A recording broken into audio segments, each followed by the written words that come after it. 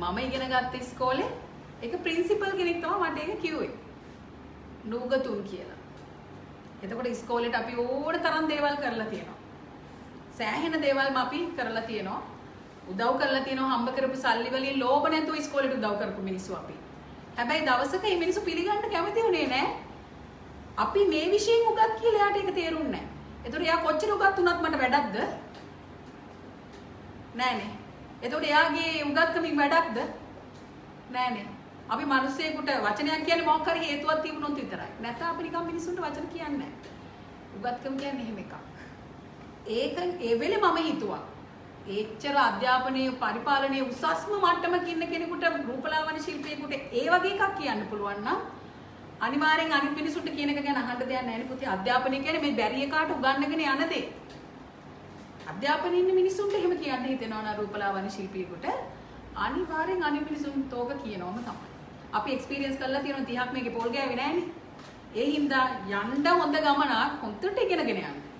ඒ ඉගෙන ගත්තේ නැත්නම් තමයි මිනිස්සු ඔය දවසක ඕක කියන්නේ. හැබැයි මම චැලෙන්ජ් කරනවා ප්‍රින්සිපල්ට හරි. මගේ රස්සාවේ උගත් කෑල්ල එයාට කොයි වෙලේ දෙන්න පුළුවන් කියලා. මම එයාගේ උගත්කමට චැලෙන්ජ් කරන්නේ නැහැ. එයාගේ විෂයට එයා උගතෙක්. මම මගේ විෂයට උගතෙක්නේ. එතකොට එයාට පුළුවන් මං කරන ටික කරන්න. බැහැනේ. එහෙනම් අපි හැම වෙලේම රස්සාවල් වලට ගරු කරන්න පුළුවන් උගත්කමක් මේ ඔලු ගෙඩිය ඇතුලේ තියෙන්න ඕනේ. ඒ උගත්කම තමයි ඔටුන්න. නැත්තම් අරව මොනවද මං කිව්වේ? අන්තට්ටු. කටු ඔටුනෝ. තේරුම් නැහැ ඒවා. හරි? ඕකේ. ඒක තමයි ඇත්ත කතාව. ඔයගොල්ලෝ ලක්ෂයට කොටි දාගෙන හිටියත් මිනිස්සු කියන්නේ ඔයගොල්ලෝ O level fail, A level fail උසස් අධ්‍යාපනය කරලා නැහැ කියලා. හැබැයි මෙතනත් ඇති උසස් අධ්‍යාපනය කරපු ළමයි එතනින් පාර හොයාගන්න බැරි වෙච්ච ළමයි ඕන තරම් උසස් අධ්‍යාපනය කරපු ළමයි අපේ ගාව ඉගෙන ගන්නවා. මමත් මේ උපාධිය අවුරුදු 2ක් කරලා නැවැත්තුවා. ඇයි මට ඒක හරියන්නේ මට මේක තමයි හරියන්නේ කියලා හිතුනේ හින්දා මම ඒ අවුරුදු 3 වෙනි අවුරුද්ද කරන්නේ නැතුව නැවතුණා. මගේ බාහිර උපාධිය. එතකොට හැබැයි මිනිස්සු කියන්නේ කොහොමද? අපි මහා නූගතුන් කියලා කියන්නේ. අපි ඕනම සමාජයකට ගියාම බියුටිෂියන් කොච්චර හොඳට සමාජ මට්ටම ඉහළට අරගෙන හිටියත් තැනකදී ඕගොල්ලන් අවනම්බුවට ලක් කරනවාමයි මිනිස්සු. මම මේක අත්විඳලා කියන්නේ හොඳේ. බියුටිෂියන්ස්ලාට එහෙම එකක් තමයි තියෙන්නේ. එතකොට අපි මොකද්ද කරන්න ඕනේ? මොකද්ද අපි කරන්න ඕනේ එතකොට? දැන් මම අවුරුද්දකට 1000කට වැඩි ළමයි එළියට දානවා NVQ උගන්වලා. ඒක රජයේ අනුමත විෂය නිර්දේශයක් උගන්වලා තියෙන්නේ. ඒතර මම මේකට උගත් නැද්ද? ඒ වුණාට මටත් නූගතුන් කියලා කියනවා. මට ඇහිලක් තියෙනවා, මට දැනිලක් තියෙනවා, මම දැකලක් තියෙනවා. එතකොට එහෙම එක දැන් මෙයා දන්නේ මේ වෛද්‍ය විද්‍යාව නම් මම ඒකට උගත්ද? නෑනේ. දැන් මම දන්නේ රූපලාවන්‍ය ශිල්පය මෙයා ඒකට දන්නේ නැත්නම් මෙයා ඒකට උගත්ද? නෑ. මොනවා හෝ අපි තෝරගන්න විෂයක අපි පරතරට යනවා නම් අපි ඒකට උගතුන් නෙවෙයිද? මං අහන්නේ ඔයාලගෙන්. ඒකට උපාධියක් ගන්න ඕනද? ඒකට සරසවියට යන්න ඕනේද? එහෙම ඕනේ නැහැ. හැබැයි ඕගොල්ලන්ට දවසක මිනිස්සු කියනවාමයි ඒක. මොකද මම අහලා තියෙනවා, මට එහෙම ලියලා තියෙනවා, මම දැකලා තියෙනවා. ඒ හින්දා මම හැම වෙලේම කියන්නේ මගෙන් හැදෙන ඊළඟ පරම්පරාව හොඳ මේ විෂයට උගත්තු වෙන්න ඕනේ. ඒගොල්ලෝ වෛද්‍ය විද්‍යාව දන්නේ නැහැ. ඒගොල්ලෝ උපාධිය කරන්න මේ යුනිවර්සිටි ගිහිල්ලා නැහැ. හැබැයි මේ විෂයේ පරතරක් දන්න. ඒ හින්දා තමයි ඕගොල්ලන්ට මම මේ මැසේජ් එක දැකපු දවසේ තමයි මම හැදුවේ ඔය පළවෙනි ගෲප් එක. මොකද්ද? 2026 ඔක්කොම බ්‍රයිඩල් ළමයි දාලා මගේ ඇකඩමි ඔක්කොගෙම ඉන්න 100 ගාණක් ළමයි දාලා මම WhatsApp ගෲප් එකක් හදලා මම කිව්වා මම හිතුවා මම දන්න සියලු දේ උගන්වනවා. අවුරුදු 30කට ආසන්න කාලයක මගේ එක්ස්පීරියන්ස් එකට චැලෙන්ජ් කරන්න බෑ කාටවත්. එක්ස්පීරියන්ස් එකට කාටවත් දැන් ඔයාලගේ එක්ස්පීරියන්ස් එකට මට චැලෙන්ජ් කරන්න බෑ. මගේ එක්ස්පීරියන්ස් එකට කාටවත් චැලෙන්ජ් කරන්න බෑ. මම උගත්තේ ඔයාලට දුන්නොත් ඕගොල්ලොත් ඒ උගතුන් වෙනවා. වෙන්නේ නැද්ද?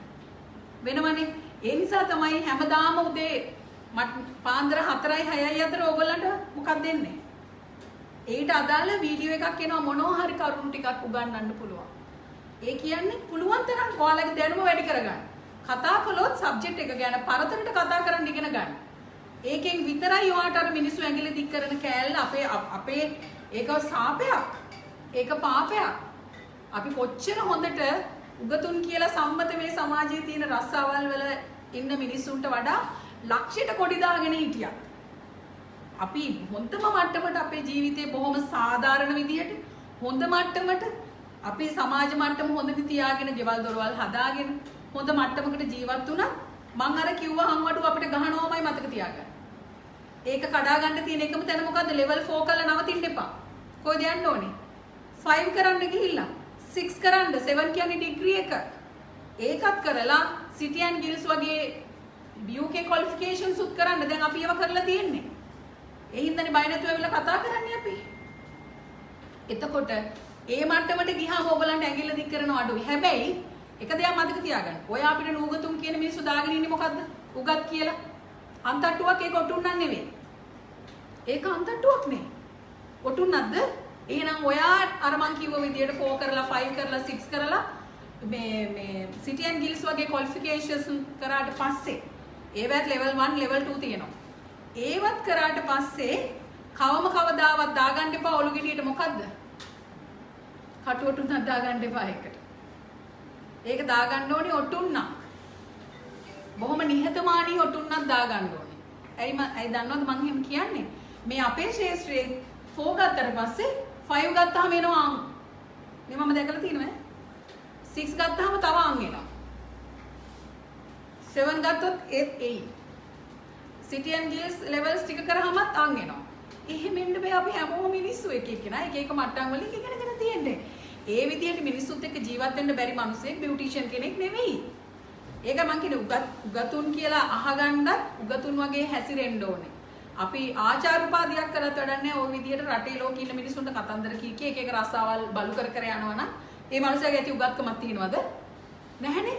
ඒ හින්දා හැම වෙලේම ඔළුවට ගන්න level 4 වලින් නවතින්න එපා. යන්න තව ඉස්සරහට. දැන් මං අහුවනේ ටීචර් ට්‍රේනින් වලට එන්න කැමති කවුද කියලා. ඇයි? ටීචර් කෙනෙක් වෙන්න බෑ level 4 කළා කියලා. ටීචර් කෙනෙක් වෙන්න නම් ටීචර් කෙනෙක් විදිහට වෙන්න level 4 උගන්වන්න ට්‍රේනින් වෙන්න ඕනේ. එහෙම නැතුව මම ඇකඩමි එකට ගුරුවරු දාන්නේ. ඒ ටීචින් ට්‍රේනින් අනිවාර්යයි දැන් අපේ. කෙරෙන්න ඕනේ. එතකොට තමයි යාට හොඳ හයියක් ඉන්නේ ඇවිල්ලා කතා කරන්න. ඒ හින්දා මම මේ කියන්න ගියේ ඕගොල්ලන්ට දවසක ගහන හංවඩුව මොකද්ද? හංවඩුව මොකද්ද? නූගත් කණ්ඩායමක් තමයි කවුද?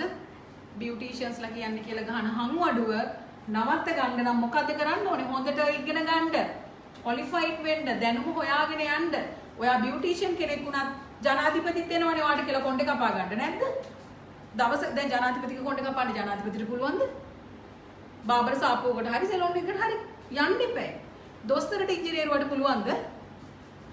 බැහැනේ. ඒ වගේ අපේ ලංකාවේ සම්මතයි උසස්යයි සම්මත හැම රැකියාවකම කෙනෙකුට තමන්ගේ කොණ්ඩේ කපා ගන්න බෑනේ අනේ. ඔයාට ඔයායි කොණ්ඩේ කපා ගන්නත් බෑනේ. ඉතින් ඇත්තටම කිව්වොත් බියුටිෂියන් කෙනෙකුට අපේ වුණත් අපි කොණ්ඩේ කපන්න තව කෙනෙකුගේ සහාය පතන්න වෙනවනේ. එතකොට ඒ වගේ උසස් වෘත්තීන් වල අයත් ඇවිල්ලා අපෙන් සේවාව ගන්නවා නම් අපි මොකද වෙන්න ඕනේ? අපිත් හොඳට ක්වොලිෆයිඩ් වෙන්න ඕනේ. ඒගොල්ලොත් එක හරියට විෂය ගැන කතා කරන්න පුළුවන් දැනුමක් හදා ගන්න. ඒගොල්ලෝ අහනවා නම් මොනවා හරි උත්තර දෙන්න ඕනේ ප්‍රොෆෙෂනල් විදිහට. ඒක එහෙම තමයි කතා නෙමෙයි. ඒක එහෙම වෙන්නේ මෙහෙම මේක මෙහෙම උනේ මෙහෙමයි දැන් යන්න තියෙන්නේ කියලා කියන්නේ. ඕගොල්ලන්ට දැනුම ඕනේ. මතක තියාගන්න. නැත්තම් අර මොකද්ද වැටෙන හම්වඩුව? නූගතු. ඒකට ගන්න එපා. මම මාර උත්සාහයක් දරුවා hair beauty bridal nails ඔක්කොම 2026 ඉන්න ළමයි හැම කට්ටියම වෙන වෙනම කණ්ඩායම් 4කට දැන් group හදලා තියෙනවා. ඇයි ඒ? දැනුමේ සන්නද්ධ කරන්න. චම්පි සිරිවර්ධන ඇකඩමි එකෙන් එළියට යන දරුවෝ ටික හැදෙන්න ඕනේ හොඳ පරපුරක. හදන්න ඕනේ හොඳ පරපුරක්. දැනුමේ පිරිච්ච මිනිස්සු ටිකක් හදන්න තමයි මම මේ group ටික හැදුවේ. කවුරු හරි මේ වීඩියෝස් බැලුවේ නැහැ කියලා කිව්වම මට හරි දුකයි. ඒක මං හරි මාතරෙන් එවන්නේ. ඇයි මොකද මට ඒ දැනුම ඔයගොල්ලන්ට දෙන්න හැම වෙලෙම බැරි වෙයිනේ. මෙතන කියන දේ තව තැනක නොකියවේ. නමුත් වීඩියෝ කරලා දැම්මොත් ඔක්කොම මේ දේ ඉගෙන ගන්න. නේද? ඒ නිසා එක්ස්පීරියන්ස් එකෙන් කියන දේවල් හැමදාම මම ඕකට ෂෙයා කරනවා. ඒ හින්දා ඒක අහන්න.